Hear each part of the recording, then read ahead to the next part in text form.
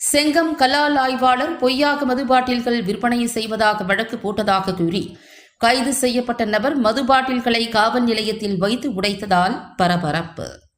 பொய் வழக்கு போட வேண்டாம் என்று கர்ப்பிணி பெண் காவல் நிலையத்தில் தர்ணாவில் ஈடுபட்டதால் மேலும் பரபரப்பு.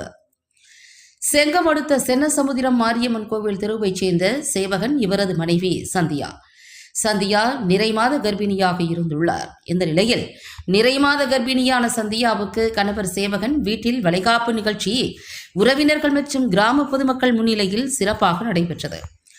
அப்போது சந்தியாவின் சித்தப்பா முருகன் விழாவிற்கு வந்தவர்களுக்கு பார்ட்டி வைப்பதற்காக சென்னசமுத்திரம் அருகே உள்ள வெங்கடேசபுரம் கிராமத்தில் உள்ள அரசு மதுபான கடையில் மது வாங்க சென்றுள்ளார்.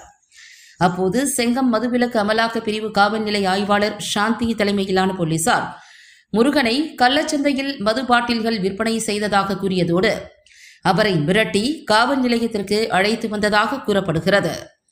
முருகன் போலீசாரால் கைது செய்யப்பட்ட விவகாரம் வீட்டிற்கு தெரிய வரவே வளைகாப்பு நிகழ்ச்சியை பாதியிலேயே நிறுத்தி வைத்துவிட்டு சந்தியா அவரது கணவர் சேவகன் மற்றும் உறவினர்களுடன் காவல் நிலையத்திற்கு சென்று வளைகாப்பு நிகழ்ச்சி நடைபெறுவது குறித்து கூறினார். மேலும் நிறைமாத கர்ப்பிணியான சந்தியா தனது சித்தப்பா முருகனின் உடல்நிலை சரியில்லை என்றும் தேவையில்லாமல் பொய் வழக்கு பதிய வேண்டாம் என கூறி கண்ணீர் விட்டு கெஞ்சியுள்ளனர்.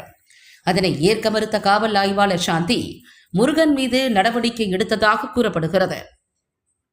அப்போது கைது செய்யப்பட்ட முருகன் பொய் வழக்கு பதிவு செய்வதாக கூறி காவல் நிலையத்தில் நாற்காலியில் வைக்கப்பட்டிருந்த 50க்கும் மேற்பட்ட மது பாட்டில்களை உடைக்க ஆரம்பித்தார்.